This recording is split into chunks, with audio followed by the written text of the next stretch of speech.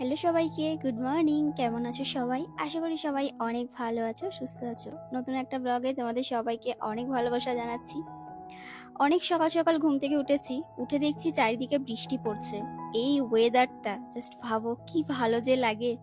যখন ছোট ছিলাম না, যখন এরকম বৃষ্টি পড়তো, মাঝে মাঝে ইচ্ছা হতো যে স্কুল চলে যাই, ভিজতে ভিজতে যেতে পারবো। এটা যে কি মজা ছিল। আর আমাদের সময় না তখন একটা ছাতার মধ্যে ৪ জন ৫ জন কি মিলে বান্ধবী যেতাম। মানে একজন ধরতো, একজন পাশে দাঁড়াতো, দুজন সামনে দুজন পেছনে, মানে ৫-৬ জন মিলে একটা ছাতার মধ্যে যেতাম। তার মানে ভাবো ঠিক ভিজতে ভিজতে যাওয়াই হতো। স্কুল পৌঁছাতাম, কোনো কোনো দিন স্যার ম্যাডাম বলতো যে আজকে স্কুল ছুটি, তোরা ভিজে গেছিস। আবার কোনো কোনো দিন স্কুল হতো, ওই ভেজা অবস্থায় স্কুল করতাম। আবার বাড়ি আসার সময় যদি বৃষ্টি হতো, বান্ধবীদের সাথে আবার ঠিক ওইভাবে বাড়ি আসতাম। আমাদের সময়টা যে সত্যি কি মানে প্রিয় ছিল, আর কত ভালো ছিল। মানে বলে না, যেই সময়টা চলে যায় সেই সময়গুলোই কিন্তু আমাদের সব থেকে ভালো কাটে। বিশেষ করে এই যে পড়াশোনা, ছোটবেলাটা। আর এখন কিন্তু আবার মেয়েদের সেই সময়টা এখন থেকে বুঝতে পারবে। যখন স্কুল কলেজ এই সময়টা শেষ হয় তখন থেকে আরো বেশি করে বোঝা যায়। দেখো, সকালবেলা ঘুম থেকে উঠেছি, উঠে আমি ফ্রেশ হয়ে জামা কাপড়টা চেঞ্জ করলাম। মাথা আঁচড়ানোর এখনো সময় পাইনি, আর আয়ুষ্মিতাকে রেডি করিয়ে দিচ্ছি। আর না, আজকে স্কুলে গিয়ে টাইটা হারিয়ে দিয়ে এসছে। তো কালকে গিয়ে আবার বলতে হবে টাইয়ের কথা। যদি খুঁজে পায় তাহলে তো খুব ভালো, আর যদি খুঁজে না পায় তাহলে জানি না কি ব্যবস্থা হবে, দেখা যাক। মোজা পরিয়ে দিচ্ছি। সকালবেলা ঘুম থেকে উঠতে ওর যে কি কষ্ট হয়, আর না মেয়েটা ক্লান্ত হয়ে যাচ্ছে। মানে পড়াশোনা, এক তো সকালে উঠে স্কুল, সবকিছু মিলিয়ে।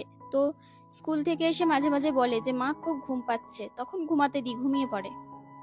আবার প্রতিদিন ঘুম পায় না, তখন একটু রেস্ট টেস্ট নিয়ে স্নান করে খাওয়া দাওয়া করে একটু পড়াশোনাটা করে নেয়। তো স্কুলের হোমওয়ার্ক থাকে, পড়ার হোমওয়ার্ক থাকে, সেগুলো তো একটু করতে হবে। আর এদিকে ওর দুপাশে ঝুঁটি বেঁধে দিচ্ছি। ছোটবেলায় আমার মা ওইভাবে ঝুঁটি বেঁধে দিত, বা আমার দিদি দিত। মা দিত, না হলে দিদি দিত। তো সেই কথাগুলো এখন যখন ওকে রেডি করি না, তখন নিজের কথাগুলো মনে পড়ে যায়, যে নিজের ছোটবেলা, নিজের স্কুল লাইফটা কত সুন্দরভাবেই না কাটতো। আমাদের তো তখন স্কুলে টিফিন বলতে এক্সট্রা সেভাবে মা কিছু বানিয়ে দিত না। ওই খুব কম, মাঝে মাঝে যদি বায়না করতাম খুব, তাহলে হয়তো বানিয়ে দিত। বেশিরভাগটাই ধরো ওই 2 টাকা দিত, আমাদের বেলায় 2 টাকা নিয়ে আমরা স্কুল যেতাম। 2 টাকার একটু ঘুগনি, একটু ঝালমুড়ি, এইসব কিনে খেতাম, বা একটু কুলের আচার, একটু আমসত্ত্ব, তারপরে যে কারেন্ট লবণ, কত কিছু যে হাবিজাবি পাওয়া যেত, সেই সমস্ত খেতে কি না ভালো লাগতো। এইসব কিনতাম আর বান্ধবীদের সাথে মিলেমিশে খেতাম। তারপরে একটু জল গরম করলাম। জল গরম বলতে একটু জাস্ট মানে আহ, গ্যাসের ওপর দিয়েই সঙ্গে সঙ্গে 2 সেকেন্ডের মানে রাখি, তাড়াতাড়ি করে নামিয়ে নি। জাস্ট মানে কালটা কাটে, মানে জলটা না একটু ঠান্ডা হয়ে গেছে, বৃষ্টি পড়ছে তো, মানে গ্যাসের ওপরে ধরেই সঙ্গে সঙ্গে নামিয়ে নিয়েছি। তো এইভাবে না দিলে খেতে চায় না। দিলাম ছাতু গুলিয়ে, 3-4 চামচ মতো খেলো। তারপরে মেয়েকে স্কুল দিয়ে আমি এবার বাড়ির পথে রওনা দিয়েছি। আমারও চোখে ঘুম রয়েছে, বাড়ি গিয়ে আবার হাজারটা কাজ রয়েছে, বাসন মাজরে, আরো ঘরদোর মোছরে, সেগুলো তো রয়েছে। বাড়ি চলে আসলাম, বাড়ি এসে জামা কাপড় আর চেঞ্জ করি না, জানোই তো। এই জামা কাপড় পরেই ঘরের কাজ বাজ সব সেরে নিই।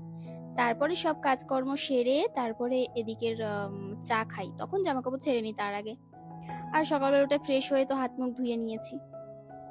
গতকাল রাতের কিছু বাসন মাজা ছিল, আর আজকের কিছু বাসন আবার সকালে হয়েছে, তো বাসনটা মেজে নিয়েছি ভালো করে।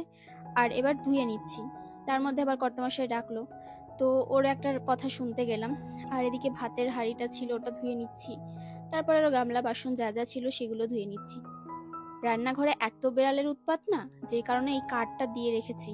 কাঠটা কিন্তু সেভাবে যে মনে হচ্ছে যে কেমন একটা লাগছে দেখতে, কিন্তু না, এটা ওই বৃষ্টিতে ভিজে ভিজে কাঠটা কেমন হয়ে গেছে। আর এমনি কাঠটা পুরো পরিষ্কার। তো এবার ওভেনটা মুছে নিচ্ছি। ওভেনটা মুছে তারপরে ঘরে যে সমস্ত মোছামুছির কাজ সেগুলো করে নেব। উজ্জ্বল বলছে আমাকে আজকে একটু তাড়াতাড়ি উঠিয়ে দিও। তাড়াতাড়ি উঠিয়ে না দিলে এবার আমারও মুশকিল, কারণ আমাকে রান্নাবান্নাও তো করতে হবে। সেই সবগুলো করতে গেলেও তো আবার একটু সময় লাগে। আবার এদিকে বিজনেসের কাজ রয়েছে, লাইভ রয়েছে, তো এই সমস্ত রয়েছে, শাড়ির লাইভ, নাইটি লাইভ, এগুলো তো করতে হয়। তো এই কারণে লেট হয়ে যায়। তো দেখো এদিকে এবার ওভেনটা মুছে নিলাম। মুছে নিয়ে এবার ভালো করে সব জায়গাগুলো চারিপাশে মুছে নিলাম। প্রতিদিন এভাবে সিঙ্কটা পরিষ্কার করি, কারণ একদিন ছাড়া ছাড়া করলে না সিঙ্কে কেমন হয়ে যায়, দাগ হয়ে যায়। আর মানি প্ল্যান্টের গাছটা রেখে কি ভালো লাগছে না বলো? ঘরদোরগুলো পুরো এরকম সবুজ সবুজ থাকলে একটু পরিপূর্ণ হয়ে যায়। আলু আনা হয়েছিল, আলুটা ঝুড়িতেই ঢেলে রেখেছি। তারপরে সমস্ত কিছু পরিষ্কার করে নিচ্ছি। মাঝে মাঝে কাউন্টারে যে ভেতরগুলো সেগুলোকেও পরিষ্কার করে নিই, তাহলে কিছু নোংরা টোংরা থাকলে একেবারে বেরিয়ে যায়। মানে ওই যে জায়গাটা থেকে জল যায়, আমাদের জলের পাইপটা দেওয়া রয়েছে ওর নিচটা প্রতিদিন একবার করে মুছে নিই, তাহলে নোংরা টোংরাগুলো বেরিয়ে যায়। তারপরে এই ঘরে আসলাম, এই ঘরটা ভালো করে ঝাড় দিয়ে নিচ্ছি। আর জামা কাপড় কিছু গোছানো আছে, কিছু অগোছালো রয়েছে। তারপরে অনেক জামা কাপড় আমার ব্যালকনিতেও রয়েছে রাখা, সেগুলোকেও এবার নিতে হবে, নিয়ে ঘরে রাখতে হবে, কারণ চারিদিকে বৃষ্টি পড়ছে তো। আর একটু জোরে যখন বৃষ্টি হয় তখন আমাদের ব্যালকনিতে জামা কাপড় থাকলে পুরো ভিজে যায়।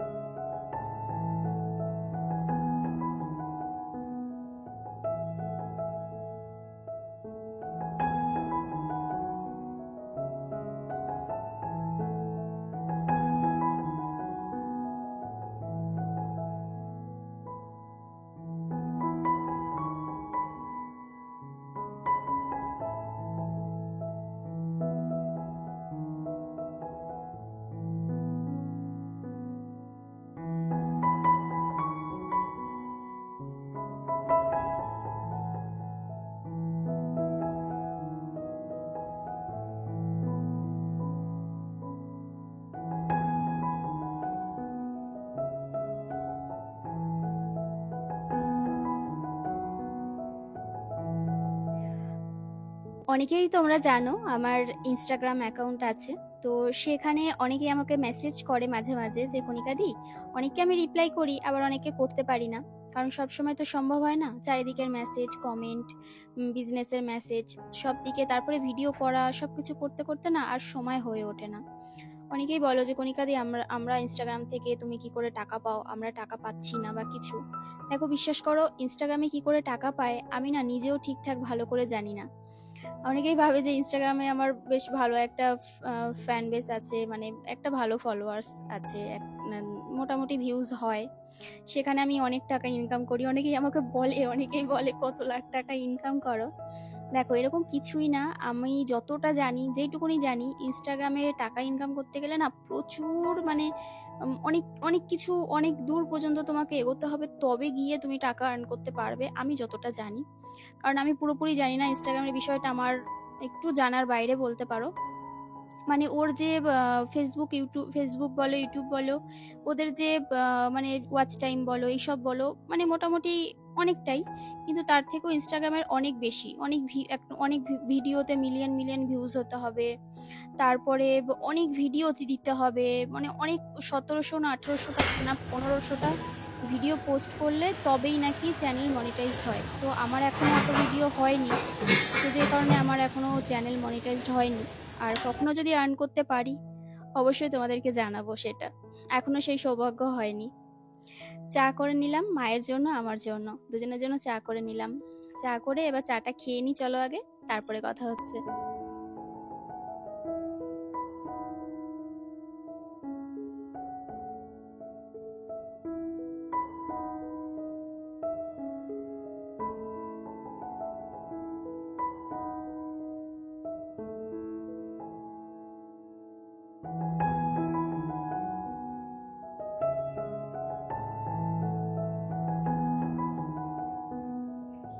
এবার যে সমস্ত জামা কাপড়গুলো ছিল সেই জামা কাপড়গুলো ভাঁজ করে নিচ্ছি। আগে কি করতাম বলতো, প্রত্যেকটা জামা কাপড় মানে একদম সোজা করে, যদি উল্টে জামা কাপড়টা মেলা হতো, বেশিরভাগই দেখবে জামা কাপড় যখন ওই মেয়ে ধরো জামা কাপড় চেঞ্জ করলো, খুললো, তখন তো উল্টো হয়ে যায় জামাটা, সেভাবেই আমরা কাচতে দিই, খুব একটা সোজা করা হয় না। যখন কাচার পর পুরো সোজা করে টান টান করে মেলে আমি জামা কাপড় ভাঁজ করতাম। এখন এত জামা কাপড় আমাকে ডেলি ভাঁজ করতে হয়, মানে ধরো বিজনেসের বলো, নিজেদের বলো, আর না এনার্জি থাকে না যে একটা জামা একদম সুন্দর করে পরিপাটি করে গোছাই। মানে কোনো রকম ভাবে ভাঁজ হলেই হলো, এইটা হচ্ছে ব্যাপার। মানে কোনো রকম ভাবে কাজটা সারতে পারলে হলো, তাহলে অন্য কাজটা নিয়ে বসতে পারবো। এরকম আমাদের সবারই হয়। তো কি আর করা যাবে, তারপরে তো জমিয়ে রেখে দিই 2 দিন 3 দিন পর পর ভাঁজ করি যেদিন সময় পাই। আর মেয়ে আসার আগে তো অনেকগুলো কাজ আমাকে সারতে হয়। তো দেখো উজ্জ্বলকে উঠিয়ে দিলাম, উজ্জ্বলকে উঠিয়ে দিয়ে তারপরে এদিকে আসলাম জামা কাপড়গুলো ভাঁজ করতে। ওই ঘরে বিছানাটা ঝেড়ে নিয়েছি, আর বিছানাটা ফ্লোরটা আর একবার মুছতে হবে, ফ্লোরটা মানে মুছেছি আর একবার মুছতে হবে। ও আসলে ওর হুইল চেয়ারে জলটা পড়ে তো ফ্লোরটা আর বারান্দাটা আর একবার জাস্ট মানে কোনো রকম ভাবে হাত বুলিয়ে নেওয়া, এই আর কি, আর কিছু না।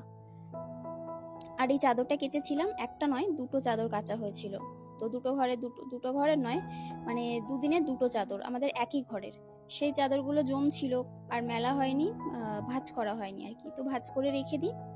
আর আমাদের এই ঘরে একটা গাছ এনে রেখেছিলাম না, গাছটাকে আবার অন্য জায়গায় নিয়ে গেছি, কারণ এই যে বক্সটার মধ্যে রেখেছিলাম বক্সটা মাটির ওয়েটে বক্সটা মানে নিচের দিকে নেমে গেছে। ভাবলাম কোন দিন ভেঙে টেঙে পড়ে যাবে, তার থেকে ভালো অন্য জায়গায় রেখে দিই।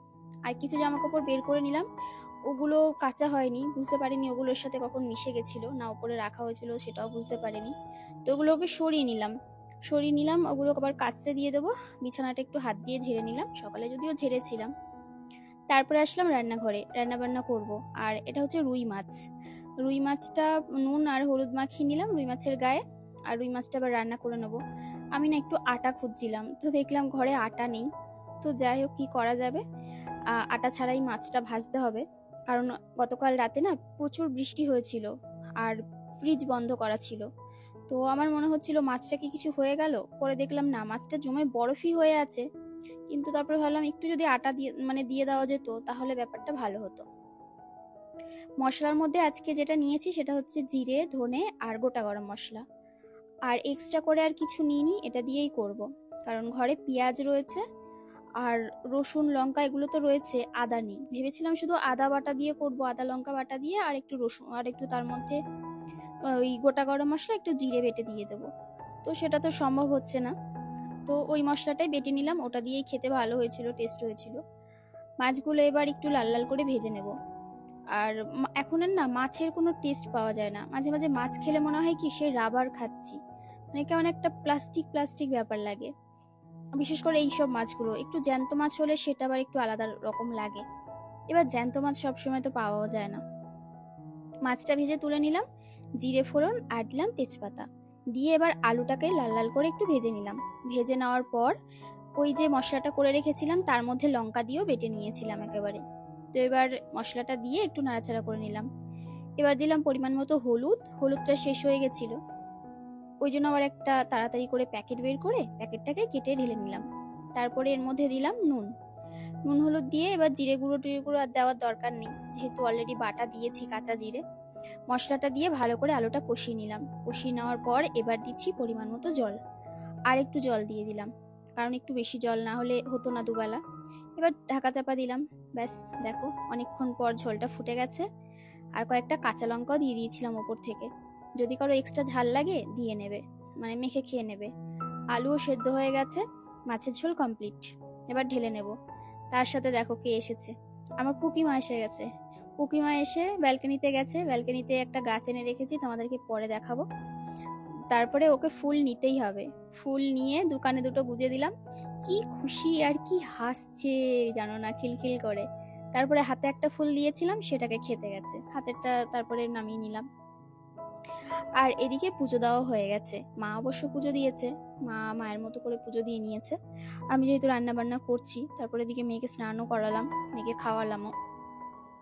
আর এই দেখো বাইরে বলতে বলতে আবার ঝমঝম করে সেইভাবে বৃষ্টি নেমেছিল, এবার একটু হালকা হয়েছে, মানে মানে একটু ঝিরিঝিরি বৃষ্টি পড়ছে।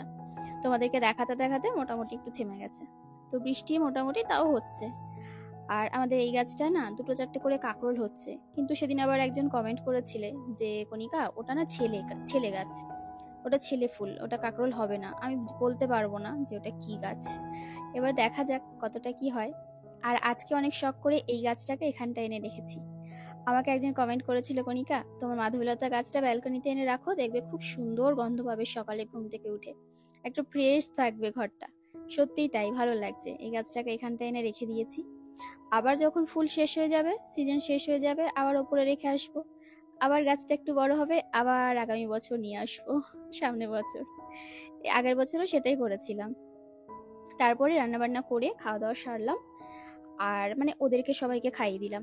তারপরে এখানে দেখো আমার সেই প্রোডাক্টগুলো এসেছে সব, আর প্রোডাক্টগুলো তারপরে সব আমি জায়গা মতো রেখে দিচ্ছি। এবার এগুলো সব নাইটি নাইটি লাইভ হবে আগামীকাল, আর সমস্ত নাইটি জায়গা মতো রেখে দিচ্ছি এক এক করে, কারণ প্রচুর মানে নতুন কালেকশন এসেছে। এক এক করে তোমাদেরকে অল্প অল্প করে দেখাবো। একসাথে তো অনেক নাইটি লাইভ একসাথে করতে পারি না, করা সম্ভবও নয়। আর সবাইকে যে সবসময় ফটো তুলে দেবো সেটাও সম্ভব নয়, কারণ বুঝতেই পারো একা হাতে সমস্ত কিছু করি। তো হ্যাঁ, কিছু কিছু জিনিস পোস্ট হয় গ্রুপে, যেগুলো গ্রুপে আগে দিই হয়তো সেগুলো লাইভে পরে দিই, বা বা যেগুলো গ্রুপে দিই সেগুলো হয়তো লাইভে দেওয়াই হয় না, এরকমও হয় অনেক সময়। বা যেগুলো লাইভে দিই সেগুলো গ্রুপে দেওয়া হয় না। তো এবার এগুলোকে জায়গা মতো রেখে দিচ্ছি, কারণ আমার আলমারিতে অলরেডি প্রচুর প্রোডাক্ট আমি অলরেডি ঢুকিয়েছি। আলমারিতে আমার আর জায়গা হচ্ছে না, মানে একটা আলমারি অনেকটা জায়গা ফাঁকা করে রেখেছিলাম শুধু প্রোডাক্ট রাখার জন্য, সেখানেও রেখেছি, রাখার পর আর জায়গা হচ্ছে না বলে এই জায়গাটায় ঢাকা চাপা দিয়ে রেখে দিলাম। আর তারপরে সন্ধ্যাবেলা রেডি হয়েছিলাম, আজকে তো শাড়ির লাইভ ছিল ওই জন্য। তো সাজুগুজু করে রেডি হয়ে লাইভটা কমপ্লিট করলাম। চলো টাটা।